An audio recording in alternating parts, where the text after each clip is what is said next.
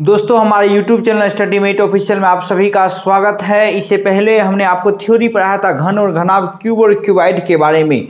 आज हम आपको उससे रिलेटेड 6 से 7 क्वेश्चन हम आपको बताने वाले हैं, और वो भी एकदम इम्पोर्टेंट क्वेश्चन है। ऐसा कि सीधा अर्जुन की तरह, अर्जुन जिस तरह से मछली की आंखों में तीर से छेद करके है ना वहाँ का युद्ध जीता था, यानी वहाँ का जो रणक्षेत्र था वो जीता था, उसी प्रकार से ये जो क्वेश्चन है आप अगर इसे बनाते हैं तो आपके एग्जाम में या हूबहू या कह लीजिए कि इससे रिलेटेड टाइप के क्वेश्चन आपके एग्जाम में डायरेक्ट आने वाले हैं। चाहे वो मैट्रिक वाले दे रहे हैं, वो चाहे कंपटीशन लेवल देने वाले हैं, वो सारे के सारे बच्चों को आने वाले हैं। तो बहुत इंपॉर्टेंट क्वेश्चन है दोस्तों, लास्ट तक जरूर बने रहिएगा और देखिएगा कि कितना इंपॉर्टेंट क्वेश्चन है, वो लास्ट में इसका महत्व आपको पता चलेगा।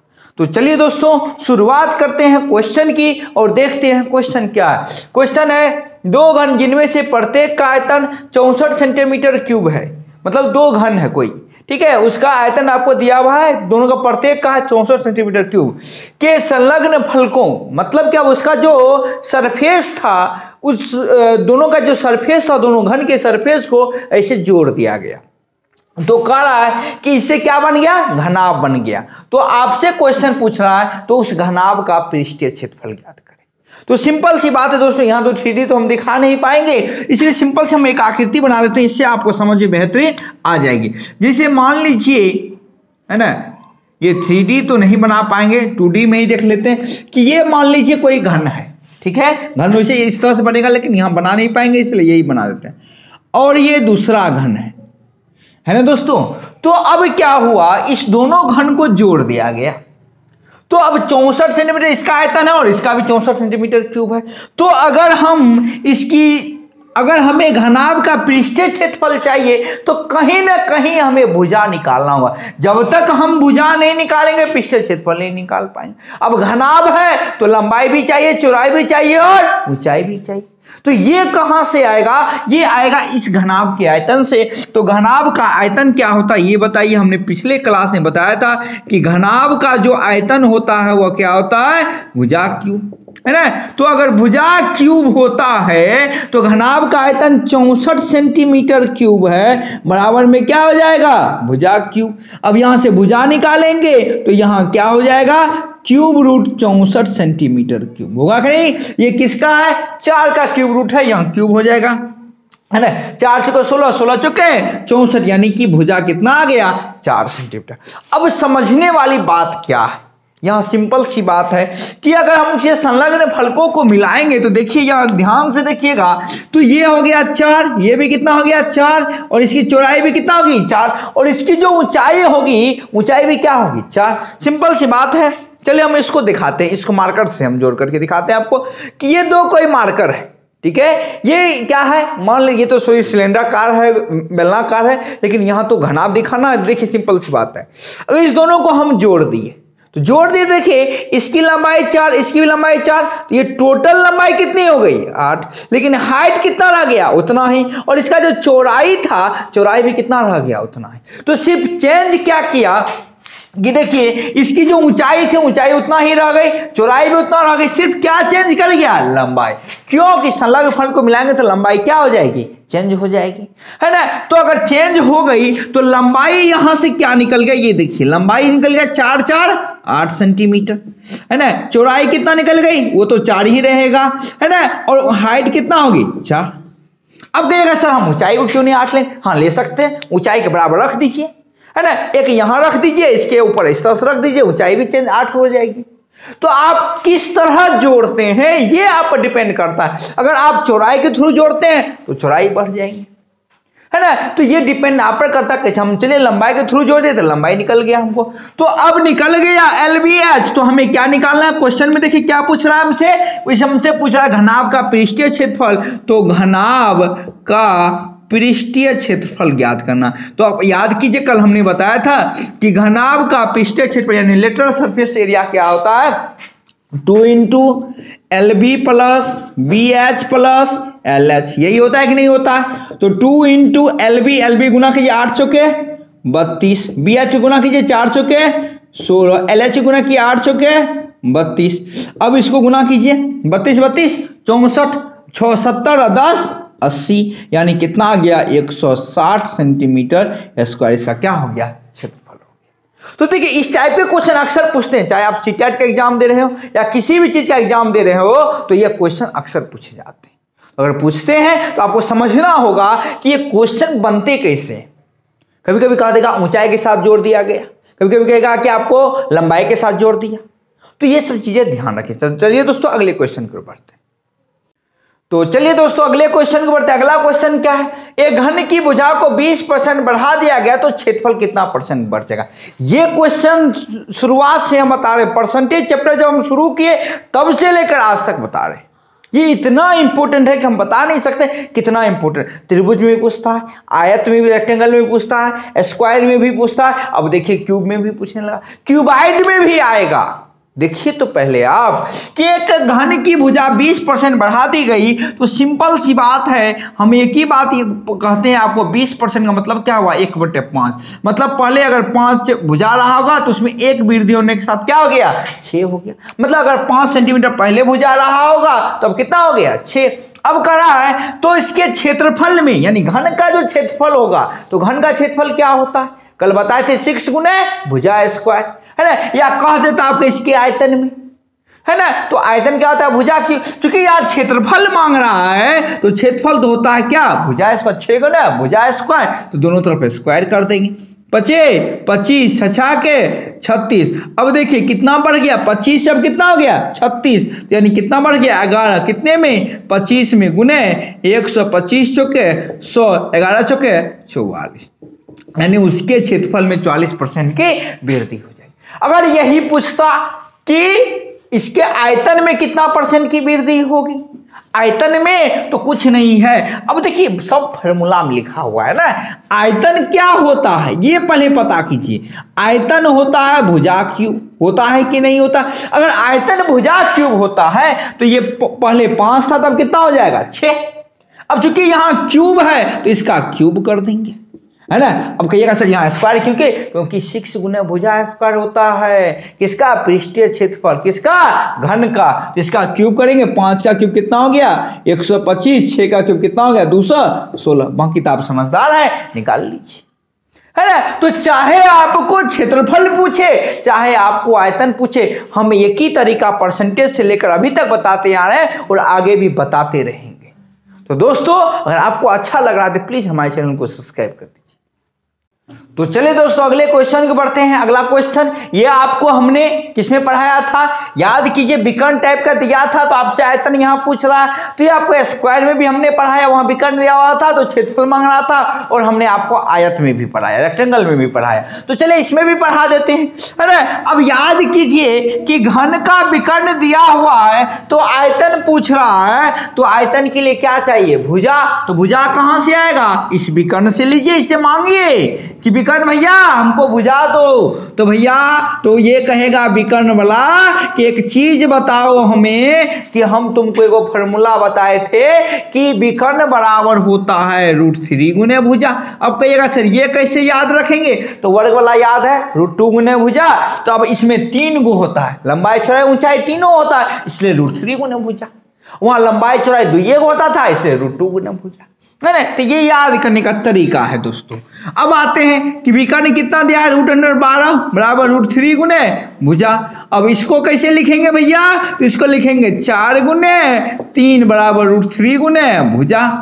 4 का रूट क्या होता है 2, तो 3 तो बाहर आएगा नहीं, 3 रहने दीजिए अंदर में ही, गुने भुजा। यहाँ से √3 चला गया तो भुजा बराबर कितना हो गया 2 सेंटीमीटर।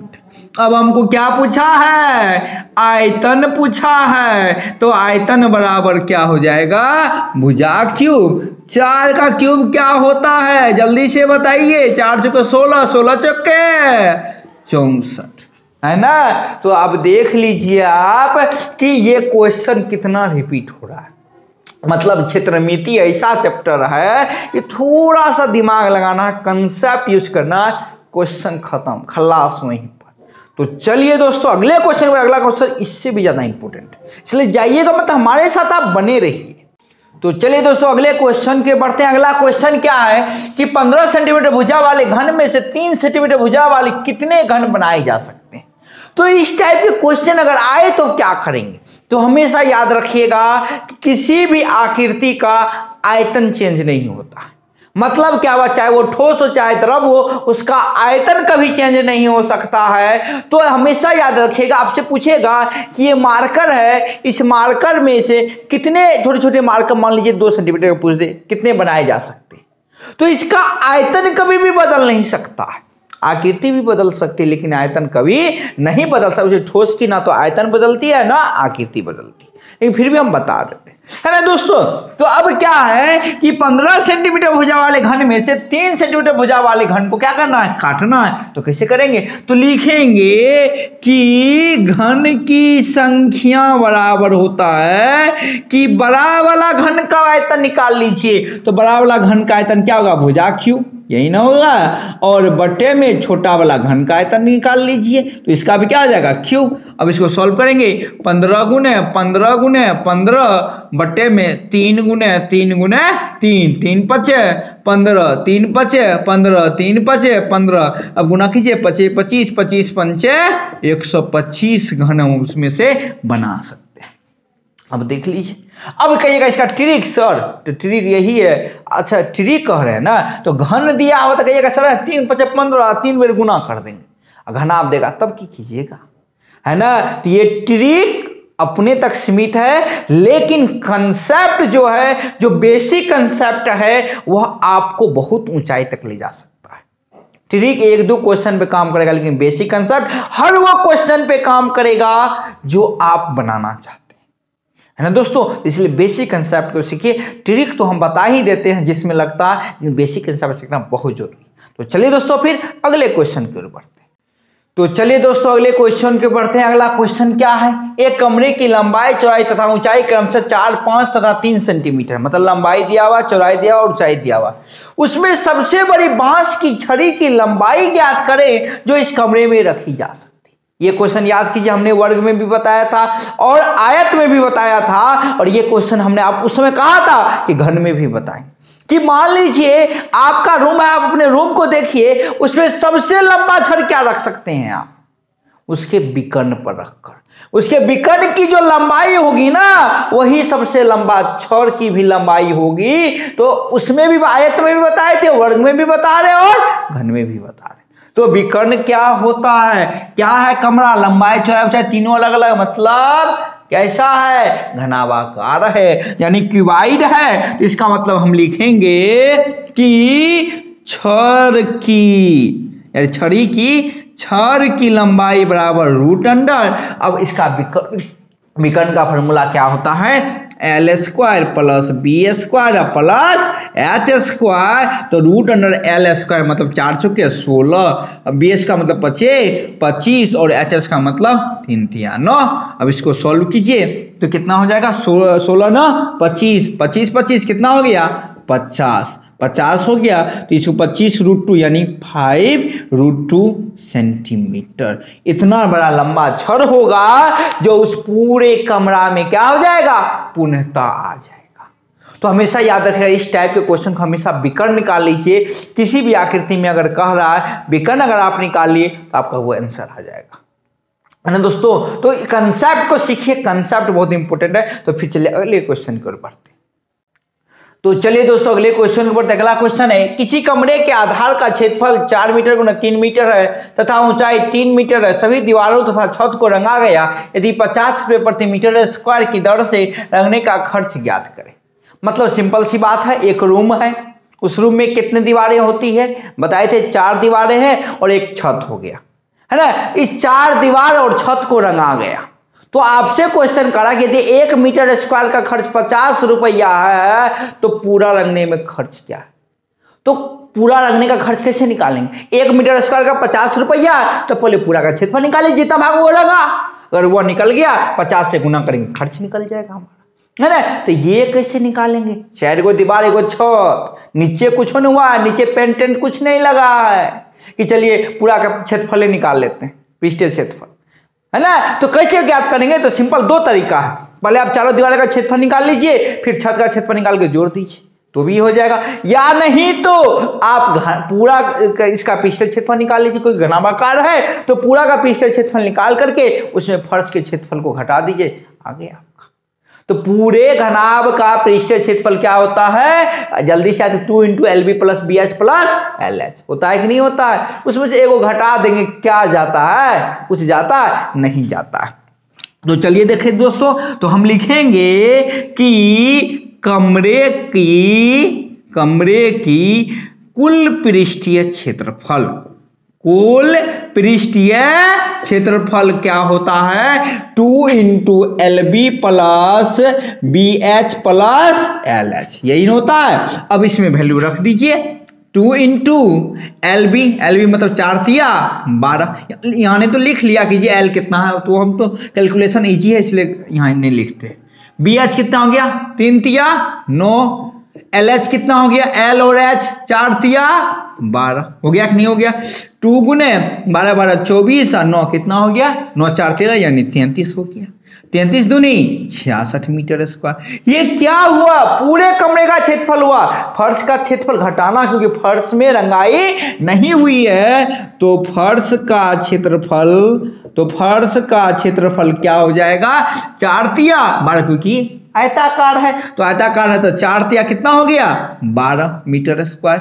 तो अब लिखेंगे कि रंगे भाग का खर्च, तो पहले क्षेत्रफल कितना हो जाएगा, 66 - 12 और गुने में कितना रुपया है पर मीटर स्क्वायर, 50 से गुना कर दीजिए। 66 में से 12 गया कितना हो गया, जल्दी से बताइए, 54 × 50, इसको गुना करेंगे, 0 का 0, 5 के 20, हासिल 2, 25 25 2 27, यानी 2700 रुपया उसे खर्च लगा पेंट कराने में।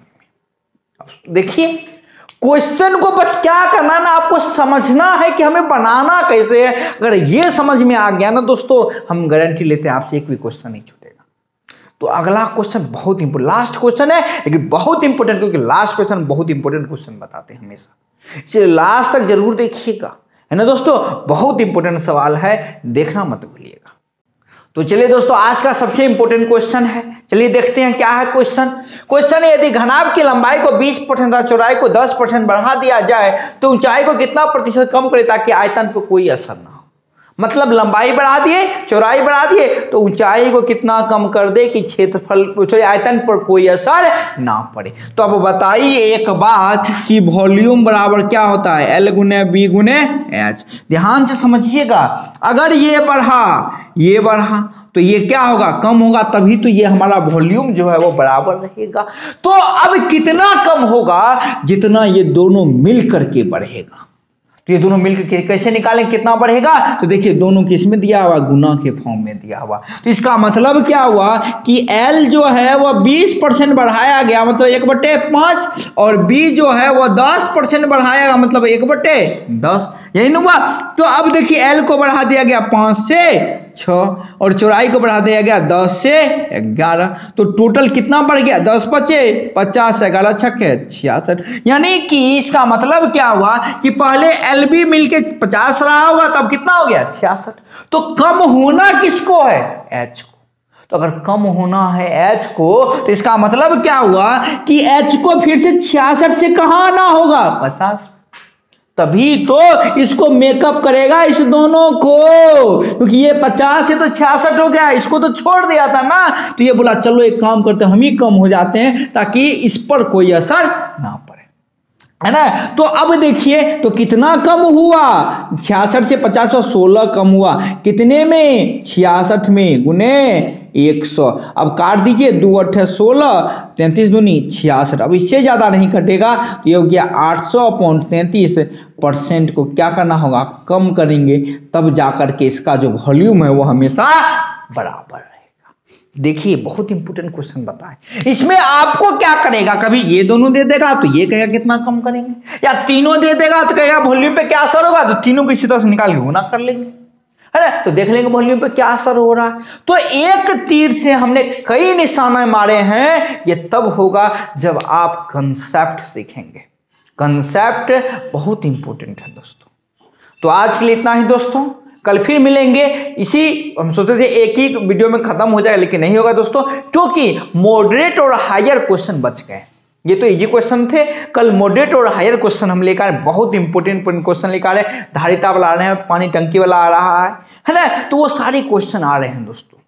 तो इसलिए कल का सेशन देखना ना भूलिएगा, बहुत ही इंपॉर्टेंट टॉपिक है ये सारे के सारे। तो चलिए दोस्तों, कल फिर मिलते हैं नए वीडियो, नई उम्मीद और नई किरण के साथ। तब तक के लिए जय हिंद।